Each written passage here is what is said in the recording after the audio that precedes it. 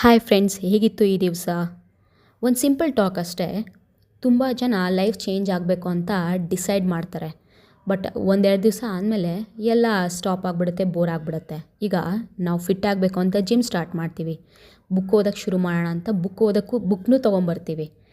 Healthy food ತಿನ್ನಬೇಕಂತ plan ಮಾಡ್ತೀವಿ. But ನೀವೇ observe ಮಾಡಿ, ಒಂದೆರಡು ದಿವಸ ಆದಮೇಲೆ ಎಲ್ಲ ಬೇಜಾರಾಗುತ್ತೆ, ಮೋಟಿವೇಶನ್ ಕೂಡ ಹೋಗಿಬಿಡುತ್ತೆ. ನಿಮಗೊಂದು ವಿಷಯ ಗೊತ್ತಾ? ಸೈಕಾಲಜಿನಲ್ಲಿ ಒಂದು ಇಂಟ್ರೆಸ್ಟಿಂಗ್ ಫ್ಯಾಕ್ಟ್ ಇದೆ. ನಮ್ಮ ಬ್ರೈನ್ಗೆ ಹ್ಯಾಬಿಟ್ ಲೂಪ್ ಅಂತ ಒಂದು ಸಿಸ್ಟಮ್ ಇದೆ. ಇದೇನೆಂದರೆ, ಈಗ ನಾವು ಹೊಸದು ಯಾವುದೇ ಕಲಿಬೇಕಾದ್ರೆ, ಯಾವುದೇ ಹೊಸ ಹ್ಯಾಬಿಟ್ ಆಗಲಿ, 3-7 ದಿವಸ ಕಂಟಿನ್ಯೂಸ್ ಆಗಿ ಅದನ್ನು ನಾವು ಪ್ರಾಕ್ಟೀಸ್ ಮಾಡಿದ್ರೆ ಬ್ರೈನ್ ಅದನ್ನು ನಾರ್ಮಲ್ ರುಟೀನ್ ಅಂತ ಅಕ್ಸೆಪ್ಟ್ ಮಾಡಿಬಿಡುತ್ತೆ. ಅದಕ್ಕೆ ಅದು ಹೊಸ್ತು ಅಂತ ಅನಿಸಲ್ಲ.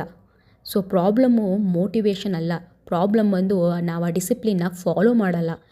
ಎಷ್ಟೇ ಕಷ್ಟ ಆಗಲಿ, ಯಾವುದೇ ಕೆಲಸ ಆಗಲಿ ಪುಷ್ ಮಾಡಿ ಸ್ವಲ್ಪ ದಿವಸ.